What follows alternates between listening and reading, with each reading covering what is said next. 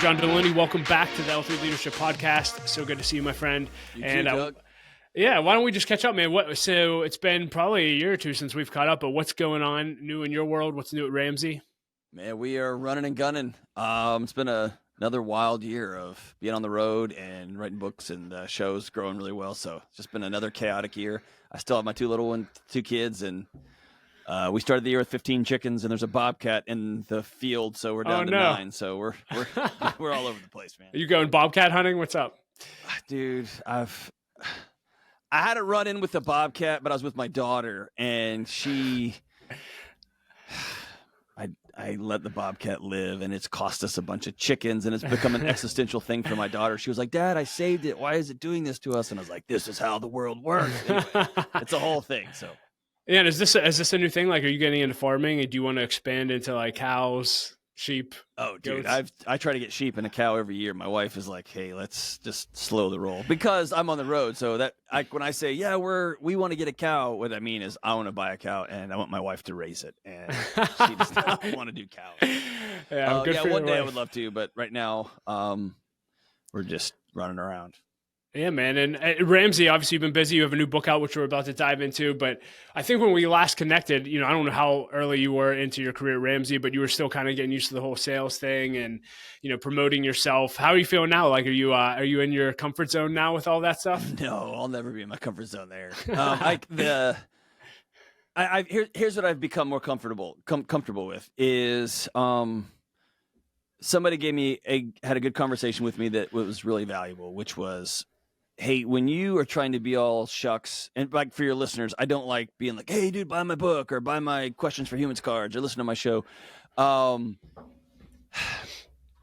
If I actually believe in what I'm doing and I know that there's hurting people out there and I don't speak up and say, hey, I got a tool that can help you, I'm actually like this false humility I walk around with and this, oh, shucks, is actually hurting people. It's not helping. And so that was a good, hey, if you write a book that you think is good enough for people to read, that's going to actually give them some tools to help their life, what kind of jerk are you to just be like, oh, I don't want to talk about it? Or if you think your show adds value into a world that is a media landscape that's increasingly full of nonsense, then open your mouth and talk about it. So it's less about talking about me and wanting to sell my stuff.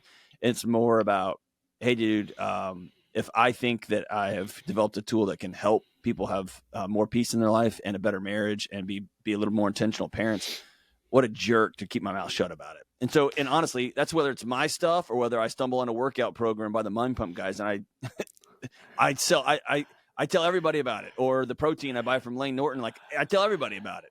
The L3 podcast, I tell everybody about it because it's good stuff, right? And so I have to be a part of that same camp. What, Mum Pum workout and protein shakes. Talk to me about those two. I've never heard of. Well, I know what protein shakes are, but what do you take and why do you promote these two? Mind Pump is it's three guys. Mind Pump Out of San Jose, or four guys out of San Jose.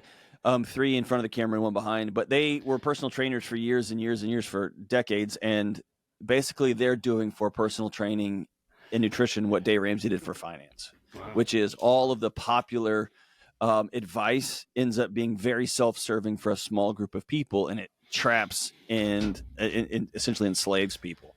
And so Doug and Sal and Justin and those guys give some what I would call counterintuitive advice and wisdom, same as Dave Ramsey does with money. And Lane Norton is the same way. He's got a PhD in physiology. He's a protein synthesis guy, but he's a weightlifter. He's a meathead, and he's also a savant. He's brilliant. And so when you have a PhD and you win the strongman competition every year, the powerlifting competition, I want to know, like, hey, what protein do you take? And he's like, I take this. And so that's the stuff I buy. So, but I can't stop talking about it because I'm using it in my own life and with my kids and my family, and it's amazing. So can you share the protein? I'm always looking for. Yeah, the better. company is called BioLane, BioLayne, and it is phenomenal. Just amazing. Yeah. All right, man. So you're going to be the world's strongest man competition next year? Not even. No, dude. I'm just trying to keep old age at bay, and protein intake is a huge part of that, and lifting weights especially is a huge part of it. So beautiful, man. Well, hey, let's dive into the new book, and then we'll see where else we go. But I believe this is your second big book with Ramsey. It's called Building a Non-Anxious Life. And so talk to us about, why did you write this, and what do you want leaders to get out of it? Well, somebody asked me that when I first launched the book, and I think it was on stage. They asked me, and I have a rule that if I get asked a question that I wasn't prepared for, I just answer it honestly, and then I got to deal with what it is. So here's the truth. The truth of it is I did not want to write a book on anxiety. I wanted to write a book on loneliness or adult friendship or marriage. And because I think both of those ideas need to have some different conversations around them. And the publishing team was like, oh, that's really cute. But you're going to write a book about anxiety. And I was like, yeah, I don't want to. I wanted to talk about something else. And I've been talking about anxiety for 20 years. I'm kind of done talking about it. And they said, oh, that's so great. And you're going to write a book on anxiety. And so I thought, since I'd written a number one already, that I had some clout. I did not. The truth be told, once I got into it and I sat down to start writing it, I got several chapters in and I realized, oh, you don't want to write this book because you're not living this life. You're being hypocritical. You're not telling the truth. And so it started as a science-y, like, here's the stuff about anxiety. And then it turned very much into me pulling up a seat at the bar and being like, hey, pass the nachos. I'm with you guys. And let's figure this thing out. So it turned into a much more, I'm walking alongside you, not preaching at you. And it ended up being, I told my wife once the book was over, once I had submitted the last manuscript, I said, if not one person buys this, my life is better. My marriage is better. My relationship with my kids is better. My mental and emotional health is better because of this exercise. And so it's a very personal book, but it's also it's a path to freedom, man. It really is. Yeah. And talk about the need out there. You know, last time we talked, I think we were just coming out of COVID and everyone was kind of talking about a mental health crisis. You know, fast forward to today, I work at a rescue mission in our city. I think we've talked about that. And man, we're seeing mental health issues like we've never seen before. I feel like in the leadership space, I'm having more leaders come to me and saying I'm struggling with anxiety than I've ever heard before. What are you seeing? I mean, you have a daily show on this. You know, what are you seeing out there for the need for this book? I think the need is twofold. Number one, we've created a world our bodies can't live in. And so it's no surprise that everybody is spinning out. The original idea for this, the original seed is planted, I guess. The fruit is this book, but the original seed was planted about a decade ago. And I was at one of my nerd conferences that nerds go to talk to other nerds. And somebody was talking about the genetics of ADHD. And partway through the presentation, the one nerd turned to the rest of us nerds and was like, hey, by the way, this cannot be exclusively genetic. That's not how genes work. Everybody did not suddenly get an ADHD gene that turned on at the same time. So there's got to be environmental some complexities here. There's got to be some heritable complexities here, and on and on. As that planted the seed, and I asked a question to myself walking out: what if ADHD is right? And I began pulling the string on that question among a number of things in our culture and in our lives and in our biology that we try to quote unquote fix. And so this book is really asking a scary question, which I think is the right question, which is, what if our anxiety isn't the problem? What if our anxiety is telling the truth? If the last number I read, if you take burnout and you take chronic stress and you take anxiety and you just dump it all in a bucket, it's about half of America.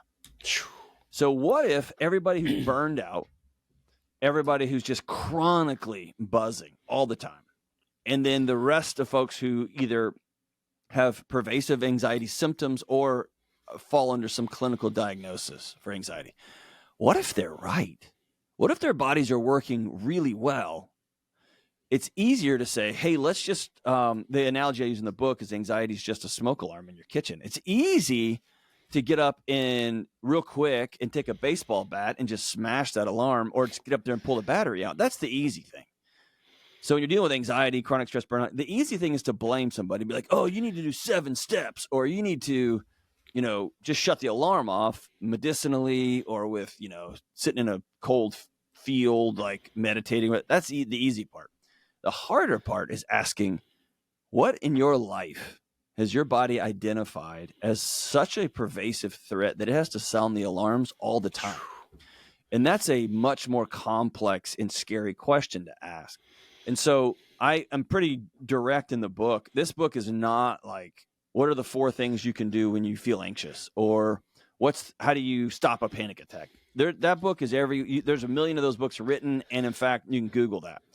This book is a harder yet, I think, better question, which is, what changes do I have to make in my life so that my body, which I think is working pretty well, stops trying to get my attention 24/7, 365. And this book is my best attempt to distill those things down and not have a nerdy science book, but to give people a roadmap. So that's the conversation about anxiety is a mess. But I think those business leaders, dude, if you run a business right now, you should be freaked out of your mind. It's chaos. If you're a parent, you should not. I mean, of course, you should be losing sleep. It's mayhem, right? And so let's don't get mad at our bodies. Let's ask the bigger, harder questions and go after those. Yeah, and the first, you lay out in the book 6 different choices that we can make every day. And the first one's choosing reality. Can you talk about that? Someone that's saying, man, I'm relating to what John's saying. Where do I start?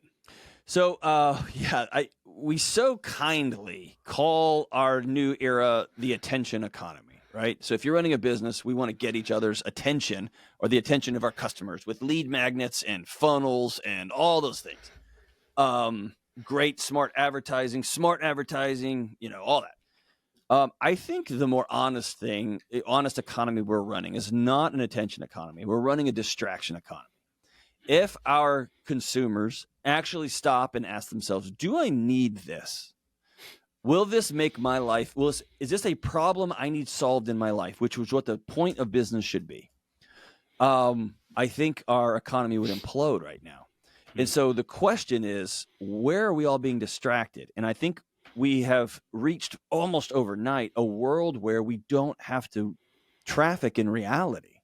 We traffic in feelings, and we traffic in, I'll pay for it later, and we traffic in, this feels good right now.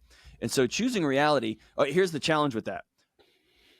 Our frontal lobes, our thinking part of our brain, can rationalize anything. But your amygdala, as the great Bessel van der Kolk says, is always keeping the score. And so I can sit down next to my wife in a house that is a 30-year mortgage at 7.25% APR, which is what it was earlier this morning.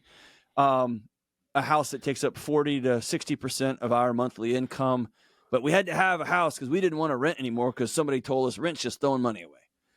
And we sit down on that house, and I'm on my phone, and my wife's on her iPad, and our kid comes in and slams the door and goes right into his room. I can tell myself, no, look, I'm sitting right by my wife. Things are great. My body knows that I'm 2 inches from my wife, but I'm 2,000 miles away from her relationally. I can tell myself, oh, that's just teens are teens. My body knows my kid's not all right, and I don't have the tools to bridge that gap. I can say, well, it's just what we have to do to buy a house in this town. My body knows, hey, dude, if you get fired or if that one sale doesn't come through, you lose everything, your home. And when you think of it like that, your body would be failing you, Doug, if it let you sleep all night, knowing that your house could go away, that you and your wife are not doing okay, that your kid is out of the tribe. And so when I tell people to choose reality, that is just being honest with yourself. That is a starting line for living a non-anxious life, which is, what are the state of things? My finances, my marriage, my business, my kids, my friendships. Where are you for real? And that can be a harrowing set of questions for people. Do you feel like most people just ignore, I think about people who call you all on Ramsey, you talk about the enough is enough calls, and, usually people are calling you when they've had enough. Why do you think it takes so long for people to get there when it comes to recognizing reality versus, dealing with it when you first, start to justify whatever decisions that you're making? I mean, I think there's an old trope that's true. Change is hard. It's uncomfortable. It's scary. And our bodies are really geared towards this homeostasis, right? What it knows. And it will choose the thing that it knows, even if it's dangerous. That's why people who are in abusive relationships often go to another abusive relationship. It's what it knows, right? And so the old saying, people don't change until the pain of change is less than the pain of staying the same. And I think it takes somebody saying, I'm not living like this anymore. And I wish it didn't have to be that way, because that's my hope, societally, culturally, for our country. I wish we could all say, hey, we can see where we're headed. Let's let's just stop before we get there, before we have to clean up a traffic accident. Let's just slow the car down. Yeah, I think with a lot of people, when they start dealing with the reality, it's often too late. And a lot of times I think as adults, it's things that, maybe even be triggered from childhood. I'm a dad of 4, under 7. And, I think I should. Let's go. How old are your kids again? 13 and 7. Okay, good gap. Yeah, but I got 4 under 7. And so, last time we talked, I went through a mental breakdown in, the fall of 2020, darkest season of my life. I've had seasons of anxiety. My hope is that my kids won't have to go through the same thing. Do you have any advice for parents, regardless of how old their kids are? How can we raise kids to have non-anxious lives and not have to deal with some of the junk that we've dealt with? I think that's, such a great question. And I think it's easier and it's simpler than we might imagine, and it's harder than we might imagine. Simpler in the greatest gift we can give our kids are in control, regulated parents. Because kids get all of their emotional reactivity. They absorb it from the adults in their lives. And so when they're surrounded by raged out, scared, anxious, overly combative parents who are telling them, the doctors are trying to kill you, your school's trying to kill you, your church, I can't believe they're preaching that, your government's just trying to, well, you just destroyed a child's world. Wow. You just pulled it apart. And so there's a difference between being afraid and scared and nervous and that powerful, riddling anxiety, right? And so the challenge is, I'm going to give my kids regulated parents who don't rely on them for emotional regulation. It's not my kid's job to make sure I'm okay. It's not my kid's job. Whenever my son says, "Oh, Dad, it's okay." Like, okay, here's a good example. I got mad about something the other day. I went to pick up my son, and I've never been through this particular pickup line after school at this particular time. I've picked him up before, but dude, it was like a war zone. I didn't know what was going on, but everybody knew what they were doing. I didn't. So at one point, I stuck my head down and I texted my wife, "I'm in line, whatever. Am I in the right line?" And my window was down. And all of a sudden, this coach starts screaming at me. And Doug, I don't know what happened, but I haven't felt like this since I was at an old punk show, like in my early 20s. It was straight up, Doug. It was straight up go time in the parking lot. I was like, I stuck my head out and I go, "Do we have a problem?" And he looked at me and I said, "I'm not doing this on purpose. I've never done this. I'm trying my best." And he goes, and he got quiet and he goes, "Man, just pull up here." Right when he said that, like a security guard at the school goes, "I guess we're just parking wherever we want to. I guess we're just," and dude, I lost it. And I was in my car and my son got in. And dude, I said some things I wasn't proud of in that car. Because my son was like, "Dad, what's wrong?" And I pointed at the guy. And he didn't hear. Anyway, we got to the edge of the parking lot, and I pulled my car over. And I looked at my son and said, "Hey, that was completely irresponsible of me. It has nothing to do with you. Has nothing to do with them. I was trying my best, and I was exhausted, and I didn't know where I was going, and this is on me." And he said, and I said, "I'm sorry that I just used that word in front of you." So good. And he said, "Oh, Dad, it's okay. It's okay. It's okay." And here's the deal. He had taken it upon himself to make me feel better. And that's not his job. He's 13.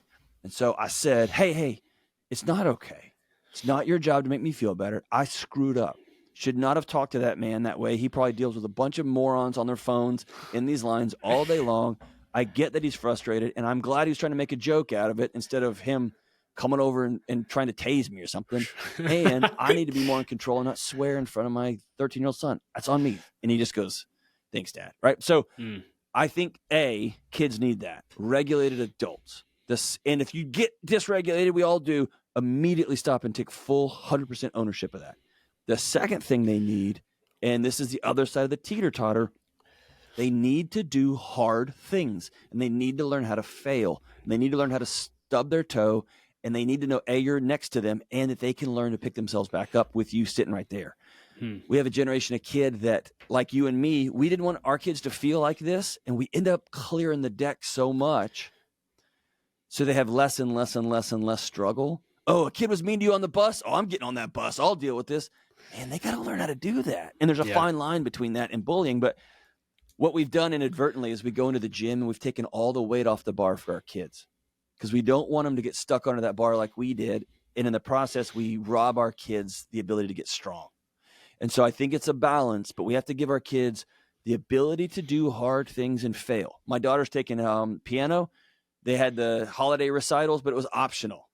She came home and gave a really very articulate rundown as to why she did not believe she needed to do the recital. And my wife and I both looked at each other and we're like, you're for sure doing that recital. Because you have to get up in front of people and it's going to be hard. And it was miserable and she didn't want to do it. She was trying to self-sabotage. It was amazing. And she got up and she crushed it. And then she sprinted. And anyway, I'm so glad I didn't take that painful, scary experience from her because now she knows she can do it. Right. Yeah. And also I didn't say, shut up. You don't need a thing to worry about. No, it's scary for her. For my son, it's not scary. For her, it is. And so my job wasn't to wipe the deck either. Man, that's so good. Thank you for sharing. It's funny, man. I almost had the exact same experience. Although I wouldn't say my reaction was fighting. So first time I was ever at my daughter's elementary school, pulled into that line. I had no idea. It was out of parking. I thought I could just park there. So I park in what was the bus line, go inside, man. I'm eating Thanksgiving lunch with my daughter. And literally the security guard of the school starts screaming my name, like not knowing where I was. And man, it's for me with my background, I literally reverted back to like middle school Doug when I got called to the office all the time and literally like tucked my tail in between my legs. It's like, oh my gosh, just so funny, man. Anyway, so thank you for sharing that. Just because I have you here, you know, you're in the middle of parenting, you're in the thick of it. Is anything else working for you and your wife when it comes to raising your kids that you would share maybe practical ideas or thoughts? Yeah, a couple of things. Number one is I know, especially with my teenage son, that and with my daughter, but my teenage son, life is getting harder and it's going to progressively get harder. And I've told him since he was young, you have weird parents. So he doesn't have a phone yet. He especially doesn't have social media or anything. That means he's the only one. And that also means that he misses out on a lot. It breaks my heart. And we'll figure out the phone thing and we'll have a bunch of like draconian rules to it and all that. But I unfortunately for him, and I've told him this, I've just done too many investigations in my student conduct role where kids' lives are ruined because of the stupid device. And I just read all the studies about social media. I'm not going to do that to you. And also, I had a phone when I was a kid. So I know that. And so here's what we did. I meet with him for breakfast once a week, and we never miss. Every Tuesday, we went this morning. It's a Monday. We're recording this, but every Tuesday we meet at Waffle House, and it's off. I'm super annoying about what I eat, and yet that's where he picks. That's where we go, man. And and I remember asking at Waffle, I was like, guys, can you please have a fruit or a vegetable in here? And they were like, but here's the thing. Probably 7 out of the 10 times we laugh, we talk about just random things, music, hunting, things we're into. 3 out of 10, he's like, hey, Dad. And he asks me something heavy. And or asks my opinion on something, or what do I think about something, about politics or the economy or a girl he's interested in or something. But here's what I'm doing. I'm laying the groundwork because I know when he's 17, those things are going to get big. And I can't drop in when he's 17 or 18 and be like, all right, let's talk deeply about college. That's too late, man. He's got his information from other students. And so I started when he was in 6th grade doing it every week. And dude, it's exhausting. It's expensive. It's not good for my digestive system and probably my metabolic health. But I'm not playing a game, but I'm investing in him long term. With my daughter, she's in 2nd grade. We started doing it once a month. Every week's too much, but once a month we're starting. Here's the second thing with my daughter. My son and daughter are very different. And my daughter, early on, I took everything personally. Because my son was a hugger. That's how he made himself feel safe, was by hugging. My daughter's way she makes her feel safe is by withdrawing. And so I took her withdrawal personally. I needed to be the adult. She does not have permission to hurt my feelings. And when I adopted that position, God, I love her. And we get into, but she can't say anything that makes me lose my cool. She doesn't have that kind of power over my life. She can't say anything that just devastates me. Dude, she's 7. I'm not giving her that kind of power. Yeah. And by showing up, I'll tell every parent who's got young kids, it was a rough couple of years. Hey, can I do bedtime? Can I read you a story? No, Dad, I don't want you in here. Hey, you want to come with me to the... No, Dad. I went and I had to go to counseling. I had to deal with my own childhood stuff so that I could show up without a turbocharged anxiety, nuclear reactor in my chest. And now, dude, that girl is almost 8. I can't keep her off of me. She's climbing all over me all the time. She always wants to go with me. So I'll just tell you, keep showing up and keep showing up and keep showing up and keep showing up. All your kids are going to be different. So those two things, invest in them on a regular basis. Don't do lip service. Let them feel that they are a priority in your life. I'll say 3 things. 2, don't let them think the world revolves around them. My kid doesn't get a vote on where we live or like what vacation we're going on. He can't handle that weight. He's 13. That's an adult decision. And the 3rd thing is don't give them permission to hurt your feelings. It's your job to deal with your drama. Yeah. And all of this, we're talking about how to build a non-anxious life, your book. Take it back. Talk to me more about the technology thing. I'm curious, do you plan on keeping that boundary in place till 18? I remember interviewing John Mark Comer, and I think he's 18 and then no social media till college. He said his parents were very strict with him and he hated them for it, but he is extremely grateful now. And depression's at an all-time high, suicides are all-time high. And I think so much of this has to do with our devices. Can you just talk more about that boundary and maybe how you guys are processing that? Yeah, I cannot see a world where I let either of my kids have access to social media before they leave my house. And when they leave my house, they're gonna have to make some grown-up decisions. The data is in, and it's so clear. It's disturbing that we're not rallying around it. It's just absolutely poison to children. Social media is. Period. End of story. Conversation's closed. Now, the other side of it is, I did have a home phone when I was a kid. I grew up before cell phones. I did have a home phone, and I was able to talk to my friends. I was able to talk to a girl on the phone, right? I was able to talk to my buddies and make plans. And so I have to live in the 21st century where we don't have home phones. I haven't had a home phone since 2003 or something like that. And like my son missed birthday parties because a parent sent out a text to everybody, or kids sent out a text to everybody. He's missed after, like he's in cross country. He's missed things after meets because that's how they communicate. And so I can't be so ridiculous that I don't let him communicate with other people. That's just cruel and unfair. So we will probably end up getting him as a teenager in 8th grade, a phone that stays in the house that he can't have in his room, that he knows I'll read every text, that I'll have some apps that give me everything. So that will not have I'll delete all of the internet off of it and all that kind of stuff. As for my daughter, God, no, dude, she's 7. Yeah. She's 7. Like it's madhouse. I do show her hilarious things on YouTube sometimes. And my son and I want him to know, hey, if you want to know how to fix something, it's on YouTube. But dude, I'm brought back to early on. It's probably 2011, 2012. I was part of a task force with the university, and one of our people who gave us a lot of data was on the board at Apple and Google, some of these big tech companies, as these things were just launching out all over the place. And I remember there's a bunch of educational initiatives, and I believe it was Apple, but it may be Google. It was one, but I think it was Apple. And I remember a conversation about, hey, why are all these executives going to these Montessori schools and these schools that have no technology? Yet y'all are selling all these technology initiatives, and it's haunting. But there was a response by one of the execs of one of these tech companies that said, I don't let my kid near these devices.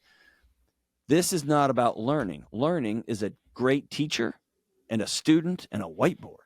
And I'll never forget that there was this sense of teaching is as much a relationship as it is a transfer of information back and forth.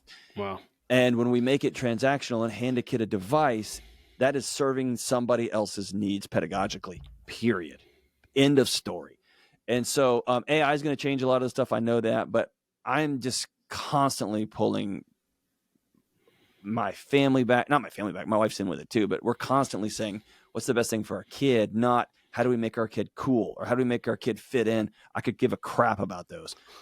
What is best for my kid right now? And sometimes it is for me getting over myself. My kid's got to be able to text his friends. And it's also, dude, you're not getting social media. I don't care how uncool that makes you. I'm not going to hand you a cigarette and a loaded weapon and say, make good choices. You're freaking. I would be a terrible human if I did that. So good. Thanks for sharing. The other thing you talked about in raising non-anxious kids is, correct me if I have this wrong, but in control, regulated parents. You told me you wanted to write a book on, I think you said adult marriage.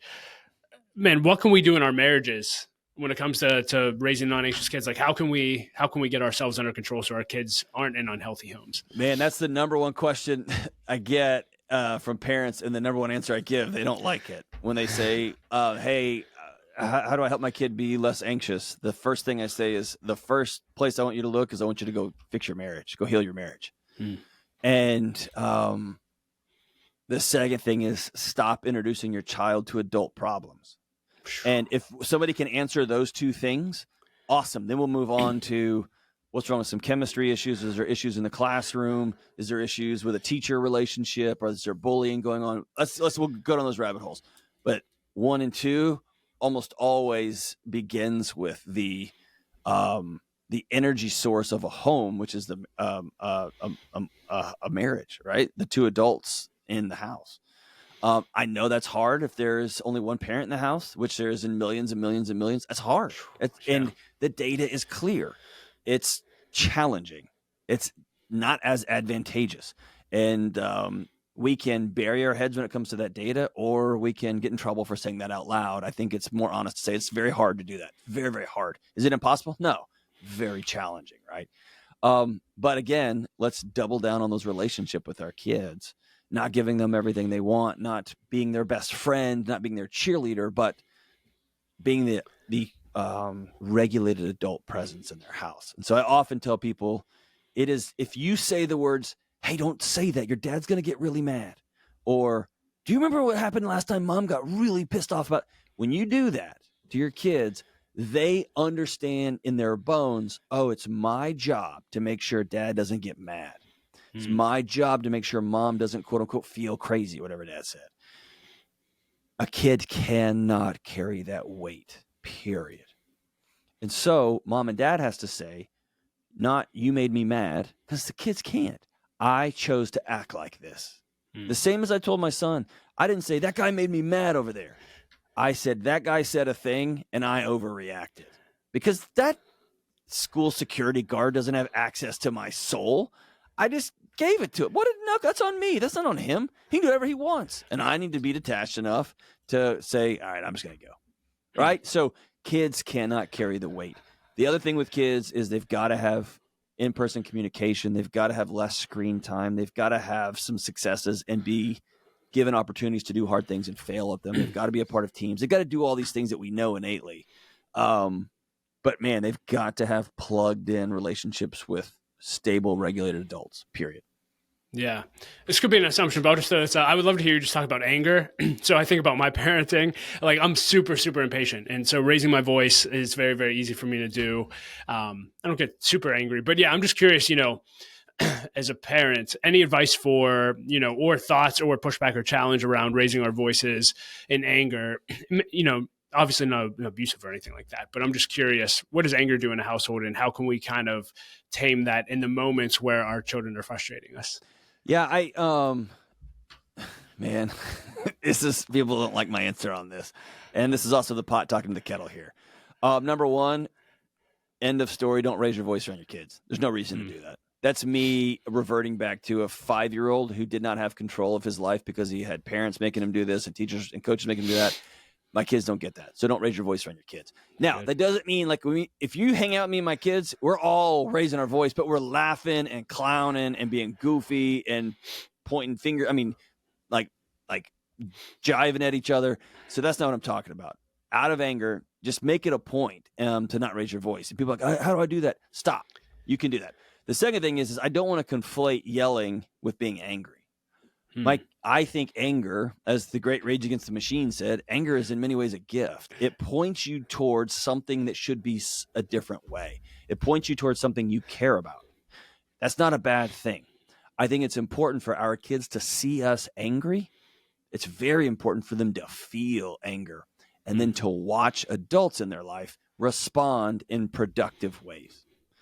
So if they see us angry at a college football game when the coach makes the wrong call and a bunch of teenagers don't perform right and we get angry, our kids are going to grow up going, they're not going to know what's real because they're teenagers, right? If our kid sees somebody cut us off in traffic, it's okay to get angry. It's not okay to flip them off and act like a child. It's okay when somebody threatens your safety with how they're driving or with how they're in your face or they are hurting another child. My son has seen me step in on a situation one time. My daughter has seen me get involved in some things, and not in a way that if something happens to me, suddenly I put my daughter in, but my daughter has felt it. My son has felt anger, and then they get a chance to see me respond appropriately. I don't want them walking through life thinking if they get angry, there's something wrong with them. So I want them to experience it, and I want them to see me respond appropriately. And sometimes that is, hey, son, hey, daughter, my body's getting over-regulated. My feelings are really heavy and on fire right now. I'm going to take a break. I'll be back in 5 minutes. And that might mean going to walking around the house. You know what the kids learn? My dad takes a walk around the neighborhood before he comes and talks to us. Awesome. If our kids can put that in their back pocket, when a kid goes, hey, I'm fighting you, and they goes, I'm going to go take a walk for a minute. Like, man, then we've got a much better world, right? Yeah. Anything else just while we're on the subject of parenting or marriage? Anything on your heart to share? Can I give you the last thing? This has been a revelation in the last 18 months for me. And this comes from my wife and the great Gabor Mate, Dr. Mate. Be somebody that your kids would like being around. Here's what I mean by that. I don't mean like be softy, not hold people accountable and all that. I really loved being around my high school football coaches, and dude, they were really, really hard on me. They demanded excellence. They demanded things that at the time I did not believe I was capable of doing. They screamed, they yelled. That wasn't the thing. But they also were hilarious. And they told jokes. And they called me and they're like, hey, you want to prank this guy over here? So when I say be someone likable, I found myself every time my kids walked in a room, hey, tuck your shirt in. Your shirt's on backwards. Have you fixed your hair? Why are you wearing that? Oh, my gosh. Will you walk quieter? Push that table. Who wants to be around that person? Forget the father-daughter, father-son relationship. I don't want to be in the presence of somebody who's critical of every single thing I do. And so I had to talk with my son. Hey, look, I'm never going to mention to you that your shirt's on backwards again. I'm going to let social Darwinism heal you. Your friends will let you know. And from this point forward, if that's the way you want to leave my house, unless it's to a funeral or somewhere, knock your lights out. And unfortunately, his friends don't seem to care either. But somebody will someday. Yeah. But here's the deal. I'm still holding him accountable. We still have a set of priorities and a set of values that we hold firm in our home. Really firm. I'm a pretty strict parent. But also, dude, like, man, we laugh. And I want the first thing my son, when he walks in the room, we hug. That's just what we do now. My daughter walks in the room. We do this weird flip thing, but we're hugging, basically. I want our relationship to be one of joy and relationship and interaction and hilarity. Last night at a restaurant, much to my wife's chagrin, my daughter made a face, and I was like, it looks like you're constipated. And she goes, no, that's this. And she did it, and then my son did it, and then I was doing it, and my wife just had her hand in her face. But they're going to tell that story at my funeral. Like, remember how at the Mexican food restaurant we used to pretend we were constipated? Like, and there was people around us who were like, I've got that guy's book. You know what I mean? But hey, that's how we roll. So be silly, be fun, be somebody that your kids want to be around. So when you need to say, hey, you got to stop doing that, you're going to get hurt, then they can actually hear you, and you're not just a gong in their life. All right, that's all. Yeah. I'll get off my parenting soapbox. That's it.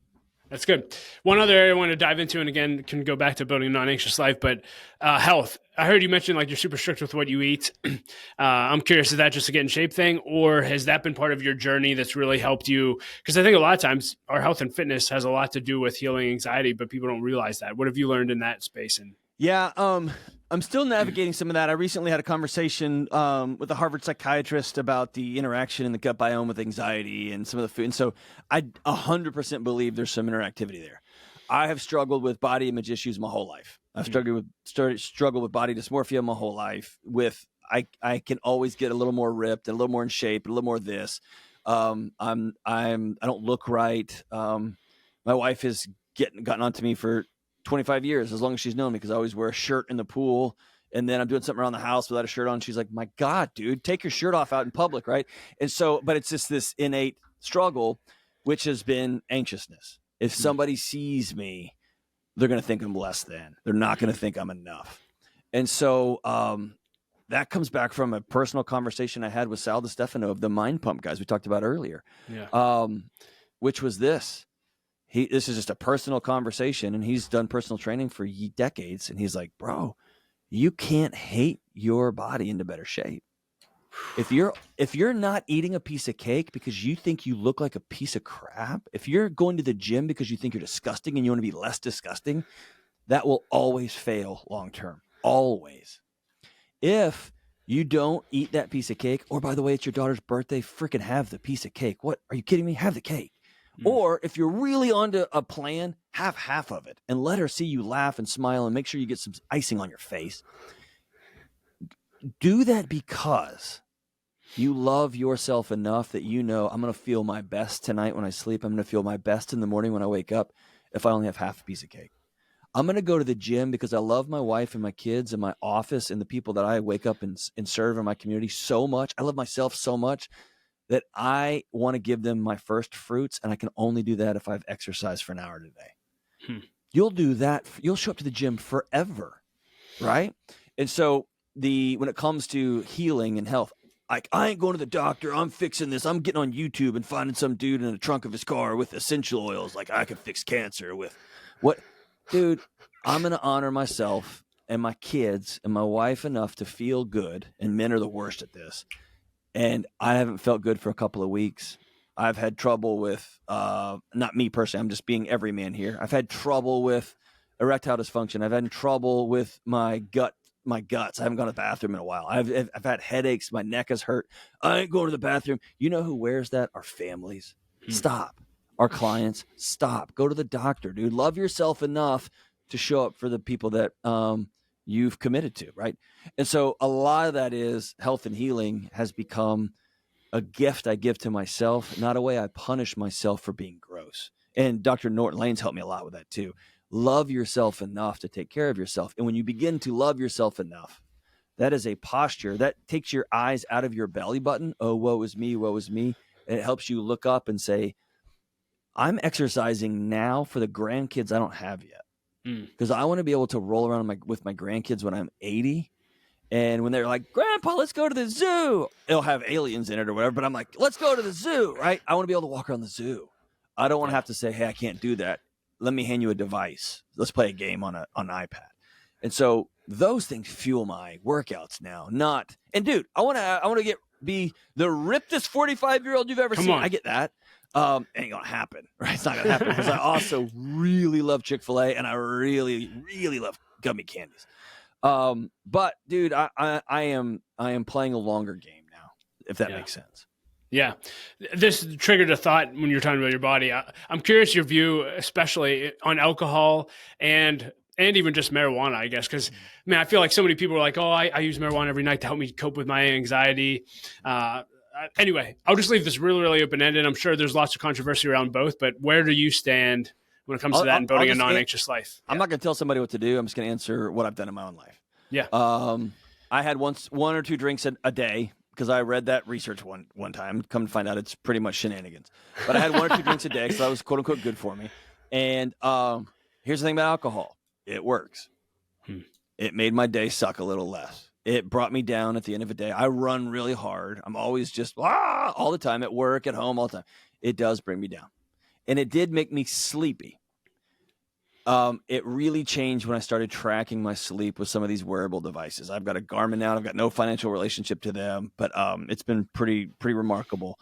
Every night I had a sleep. I had a drink. My sleep, the quality was in the toilet. It was terrible. And if I had a second one, it was brutal.